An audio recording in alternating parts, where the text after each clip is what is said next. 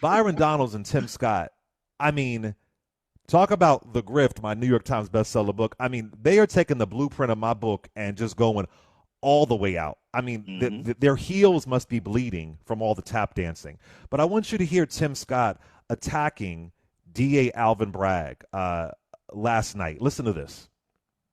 This actually erodes the confidence that Americans have in the justice system.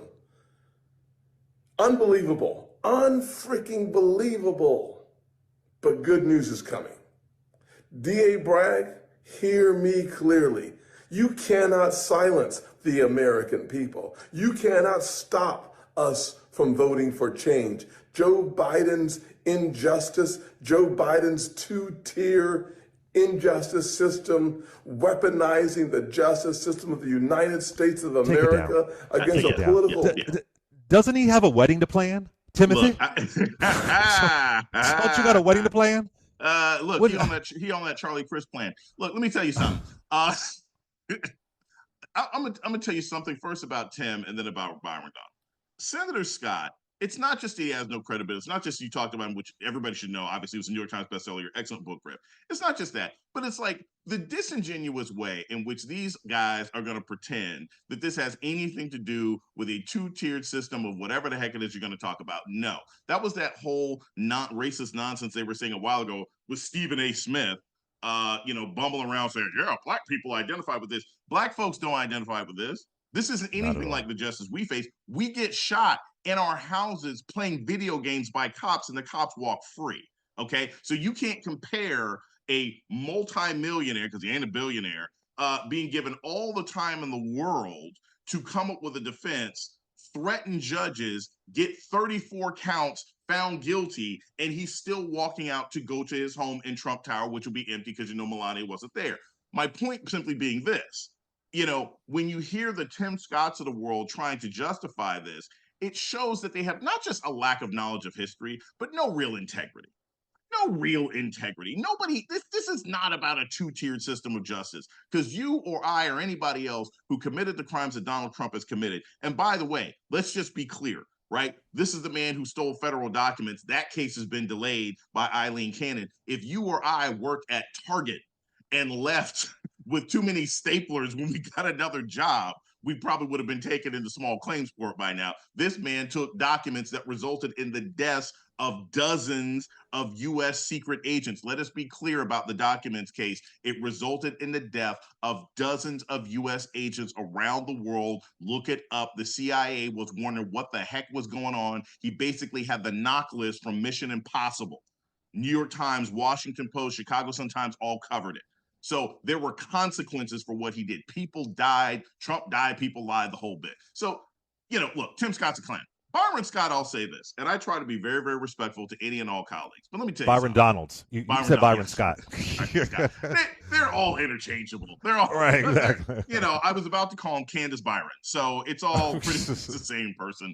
But here's the thing: I saw Byron Donald on last night, and I, as a general rule, when I am sitting in the chair, and I have a lot of colleagues who really try and follow this.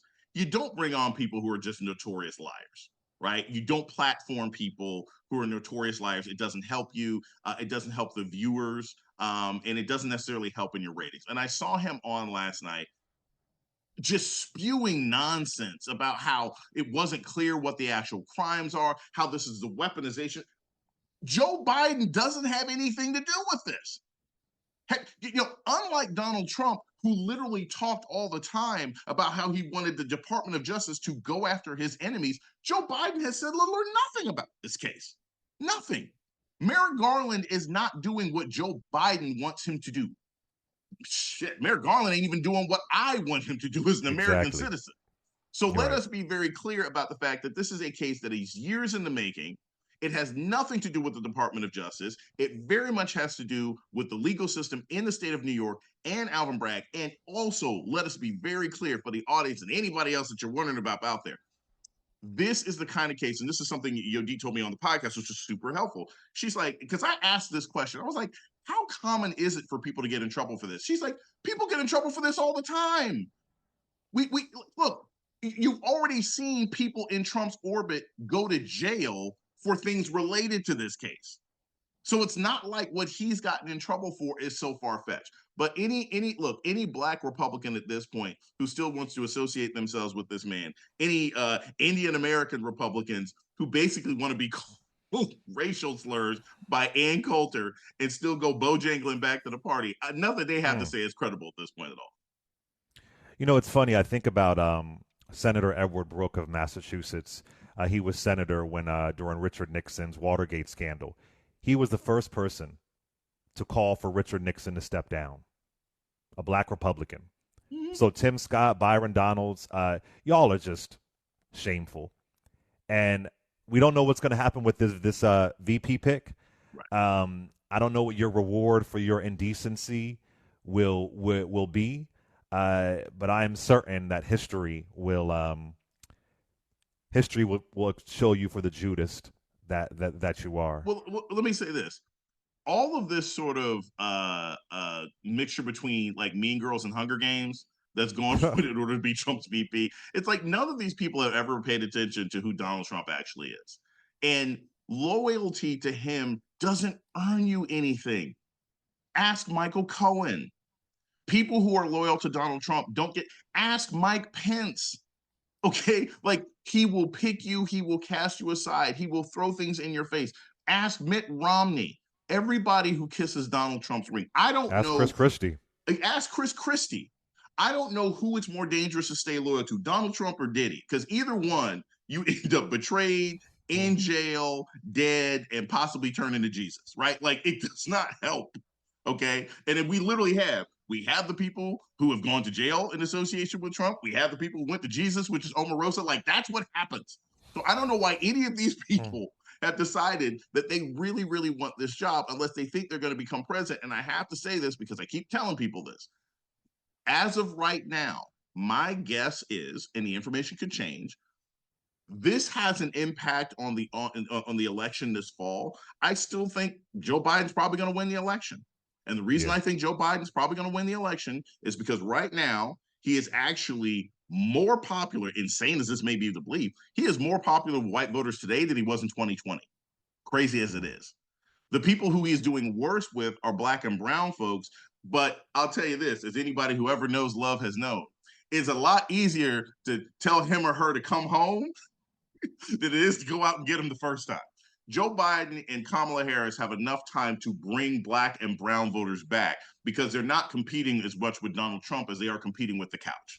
So but Dr. Jason Johnson, I don't even believe that narrative. I'm not saying that the issue with black voters, there's none there whatsoever. But every single election cycle, we talk about the Democrats losing black voters. Yeah. They said it at this point during Obama's presidency in 2012. Yeah. He got a record share of the black vote. I covered it in my book. They were saying it during Reagan. Every single, and I sometimes think they say it. One, I believe, like I said, media hysteria. I believe it spreads misinformation because if you say it long enough, then you might believe that it's true. But the other thing, I think there is a long game that, God forbid, that man wins again. They want to point the fingers at us. You know what I'm saying?